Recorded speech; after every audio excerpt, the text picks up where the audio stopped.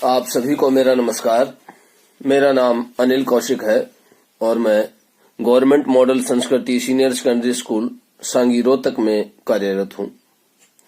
प्यारे विद्यार्थियों, आइए आज हम चर्चा करते हैं 8वीं कक्षा के गणित विषय के घातांक और घात उप विषय पर। जैसा कि आपने पिछली कक्षा में पढ़ा है कि 10 और इस प्रकार से घातांक के रूप में कोई संख्या लिखी गई है तो उसमें ये घातांक है और 10 जो है वो क्या बोला जाता है, आधार। 24 घातांक बोला जाता है और 10 को क्या कहा जाता है, आधार कहा जाता है।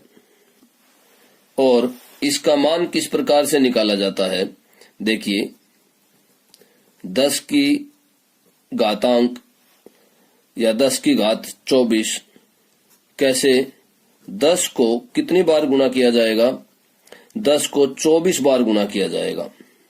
इस तरह से ये कितनी बार आएगा, 24 बार। तो इस प्रकार हम 10 की power 24 10 raise to the power 24 10 की पावर 24 का मान हम निकाल सकते हैं। ये तो हमने पिछली कक्षा में पढ़ा है या हम पढ़ चुके हैं। आइए अब हम चर्चा करते हैं कि ऋणात्मक घातांकों की घात किस प्रकार से हम डिफाइन करेंगे, समझेंगे कि ऋणात्मक घातांकों की घात क्या होती है और किस प्रकार से हम उसका मान निकाल सकते हैं। जैसा कि हमने देखा है कि 10 की पावर हम अगर 2 करें, 10 की घात 2 करें तो इसका मान हम किस प्रकार से निकालते हैं, 10 गुणा 10 100 निकालते हैं। 10 गुणा 10 100 आता है। इसी प्रकार हम 10 की पावर अगर 1 करते हैं तो इसका मतलब क्या है, 10 है कि 10 को 10 से ही हमने गुणा किया है। अर्थात अगर हम यहां 10 निकालते हैं तो इसका मतलब है कि 100 बटे 10। यहाँ 10 की पावर 2 जो था वो 100 था, 100 था, तो 10 की पावर 1 हमने क्या किया, 10 की पावर 1 का मतलब 10 कैसे आया, 100 को हमने किससे भाग दिया, 10 से भाग दिया। अब अगर हम 10 की पावर 0 करें, 10 की घातांक 0 करें तो किस प्रकार से डिफाइन करेंगे हम, देखिए 100 बटे 100। हम सिर्फ यहां से इससे रिलेटेड कर रहे हैं इसको। यहां से देखिए हम 10 की 2 थी तो 100, 10 की 1 तो 100 बटे 10, 10 की 0 तो 100 बटे 100, 100 बटे 100 मीन्स 1। तो इस प्रकार हम कह सकते हैं कि किसी भी संख्या की पावर अगर घातांक 0 है तो उसका मान क्या आएगा, 1 आएगा। अब इससे आगे चलते हैं। ठीक इसी क्रम में हम देखते हैं कि 10 की पावर अगर हम ऋणात्मक लें, यहां 0 तक आए, 2 था, फिर 1, फिर 0, उसके बाद अगर हम संख्या ऋणात्मक लें तो क्या होगा, तो देखिए हम 100 को किससे भाग करेंगे, 1000 से भाग करेंगे। यहां पर देखिए, यहां पर 100 को किससे भाग किया, 1 से, या 10 की 2 को हमने 10 गुणा 10 किया। 10 की पावर 1, 10 की घात 1, घातांक 1, तो हमने क्या किया, 100 को 10 से भाग कर दिया। 10 की पावर 0 तो हमने 100 को 100 से भाग कर दिया। इसी तरह से 10 की पावर अगर -1 अगर हम लें तो क्या आएगा, 100 को हम 1000 से भाग करेंगे और 1000 से भाग करेंगे तो हमारे पास क्या आया, 1/10। तो इस प्रकार हमने समझा कि जब पावर जो है नेगेटिव होती है तो वो क्या चली जाती है, वो संख्या 1 के बटे में चली जाती है, डिनोमिनेटर में चली जाती है और उसकी पावर जो है वही रहती है, सिर्फ नेगेटिव साइन हट जाएगा। यहां 10 की पावर क्या थी, -1। 10 की पावर क्या थी, यहां पर -1 पावर थी 10 की, तो 10 की तो पावर 1 ही है, लेकिन वो कहां चले गई, डिनोमिनेटर में, हर में चली गई, अंश से हर में उसको जाना पड़ा नेगेटिव पावर होने के कारण। और इसी तरह से इसी क्रम में अगर हम देखते हैं कि 10 की पावर -2 तो क्या हो जाएगा, 1/10 की पावर 2। और इसी तरह से 10 की पावर अगर -3 है तो कितना हो जाएगा 1/10 की पावर 3। तो इस तरह से हमने देखा कि नेगेटिव जब पावर होती है तो वो कहाँ चली जाती है, संख्या नेगेटिव हट जाता है, नेगेटिव का चिन्ह हट जाता है और जो संख्या है वो हर में चली जाती है, 1 के बटे में चली जाती है। या आप यहाँ पर एक और चीज ध्यान से देखिए, मतलब संख्या पलट जाती है, नेगेटिव साइन होता है तो प्रत्येक संख्या के नीचे हर क्या होता है, 1 होता है। अब अगर हम इसको ध्यान से देखें, नेगेटिव साइन हमें हटाना है तो संख्या को क्या कर देना है, पलट देना है। तो इस तरह से संख्या क्या हो जाएगी, ऊपर वाली संख्या नीचे आ जाएगी और क्या हो जाएगा -3 का 3 हो जाएगा। लेकिन ये ध्यान रखना यहाँ पर अगर 1 ही है या इसके नीचे कुछ भी नहीं है तो ही हम पलट सकते हैं, अन्यथा नीचे वाली संख्या को अगर ऊपर ले जाएंगे तो उसकी भी जो पावर है, जो घात है, वो क्या हो जाएगी, माइनस की हो जाएगी। आइए उसी तरह का एक उदाहरण हम देखते हैं। आइए यहाँ पर एक उदाहरण हम लेते हैं कि 5 की पावर 2 या -2 और 3 की पावर -4, इसके अंश और हर में जो पावर है वो नेगेटिव पावर है और हम इसको हटाना चाहते हैं। तो देखिए, जब हम अंश की नेगेटिव पावर हटाएंगे तो वो हर में चला जाएगा और क्या हो जाएगा 5 की पावर 2। इसी तरह से जब हम हर की पावर हटाना चाहते हैं, नेगेटिव पावर हटाना चाहते हैं, तो वो कहाँ चला जाएगा, अंश में चला जाएगा और इस तरह से दोनों की पावर जो है, दोनों की घातांक जो है वो क्या हो जाएगा, धनात्मक हो जाएगा, ऋणात्मक नहीं रहेगा। प्यारे विद्यार्थियों, जैसा कि आपको स्क्रीन पर दिखाई दे रहा है, एक तरफ कुछ नियम लिखे हुए हैं और दूसरी तरफ उनका आंसर लिखा हुआ है। ये 1 2 3 4 5 ये 5 नियम लिखे हुए हैं। ये घातांक और घात और घातांक के नियम हैं कि अब हमें जो दूसरी कॉलम में लिखे गए हैं वे एक क्रम के अनुसार नहीं लिखे गए हैं, मतलब ये जो नियम है इनके क्रम के अनुसार ये नहीं लिखे गए हैं। आपको मिलान करना है इन नियमों का, दोनों का, कि कौन से लेफ्ट हैंड साइड अगर हम लेते हैं तो राइट हैंड साइड में क्या आएगा। तो देखिए, पहला नियम हमारे पास क्या है, a की पावर m बटे a की पावर n, मतलब आधार बराबर है और घातांक अलग अलग हैं और दोनों के मध्य क्या है, डिवीजन है, भाग है। तो आप विचार कीजिए कि इस प्रकार की स्थिति में कौन सा ऑप्शन सही रहेगा।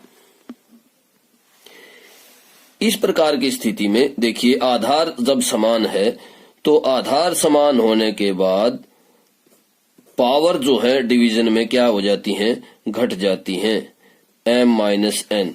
तो इसके लिए कौन सा रहेगा, ये जो ऑप्शन है ये फर्स्ट के लिए रहेगा, बी ऑप्शन। अब इसे आगे वाले के लिए देखते हैं। तो देखिए, a की पावर m और होल की पावर n, मीन्स पावर के ऊपर पावर है, घात के ऊपर घातांक है, तो क्या हो जाता है, इस स्थिति में जो घातांक हैं दोनों वो क्या हो जाते हैं, गुणा हो जाते हैं। तो यहाँ पर दूसरे ऑप्शन के लिए हमारे पास क्या आंसर है, डी आंसर है। और यहाँ पर लिखते हैं हम a की पावर m गुणा n या mn।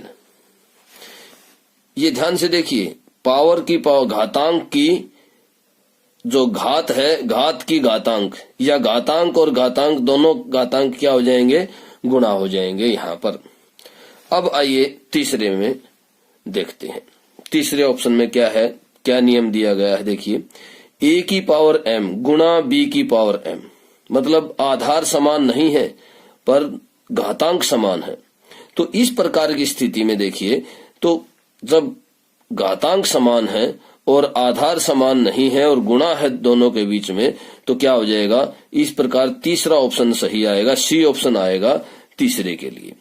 तो यहाँ पर हम 3 लिख देते हैं और a b की पावर m।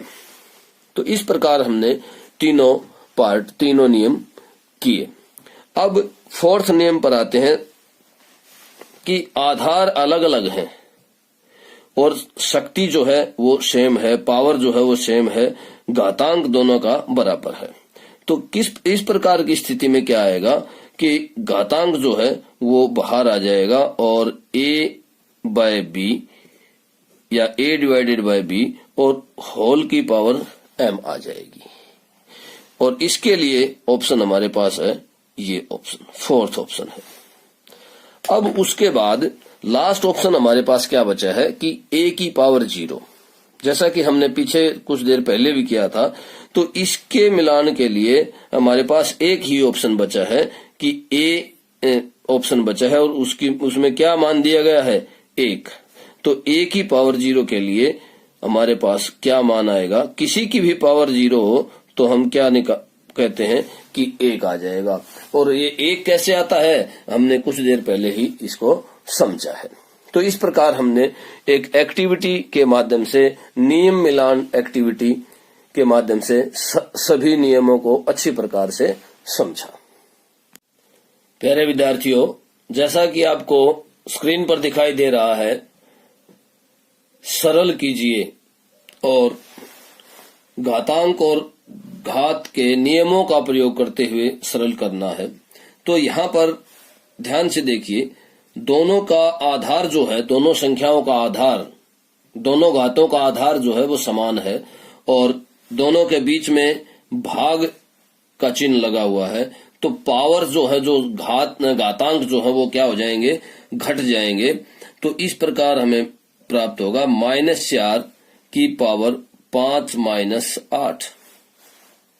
ध्यान से समझिएगा, आधार समान हैं, दोनों आधार समान हैं और दोनों घातों के बीच में भाग का चिन्ह है और घातांक जो है वो 5 और 8 हैं, अलग अलग हैं। तो घातांक जो है वो घट जाएंगे, आधार समान है इसलिए। तो नेक्स्ट स्टेप क्या होगा हमारे पास, -4 की पावर -3, क्योंकि -8 है और उसमें से 5 हम घटाएंगे। तो अब यहां पर देखिए, यहां पर हमें ये ध्यान रखना है कि पावर जो है वो नेगेटिव है, ऋणात्मक है, घातांक ऋणात्मक है। तो इसलिए हम क्या करेंगे, 1/-4 की पावर 3 कर देंगे और पावर को, जो शक्ति है, जो घातांक है, वो क्या हो जाएगा, अगर हम अंश से हर में चले जाते हैं संख्या को लेकर के, तो घातांक धनात्मक हो जाता है, या ऋणात्मक है तो धनात्मक हो जाता है, धनात्मक है तो ऋणात्मक हो जाता है। तो इस प्रकार हम अगला स्टेप कैसे लेंगे, यहां ध्यान से देखिएगा, -4 की पावर 3, -4 की पावर 3 का मतलब है -4 को 3 बार गुना करना, और 3 बार गुना करना है तो 1/4 × 4 16, 16 × 4 64, और ये तो 64 आ जाएगा। और माइनस माइनस प्लस, और फिर प्लस की और माइनस की गुणा करेंगे तो क्या आ जाएगा, माइनस। तो इस प्रकार हमने जो उत्तर प्राप्त किया वो 1/-64। अगर इसको आप स्टैंडर्ड फॉर्म में लिखना चाहते हैं तो 1/-64 इसका उत्तर आ जाएगा। तो इस प्रकार हमने जो घात दिए गए थे उनको सरल किया।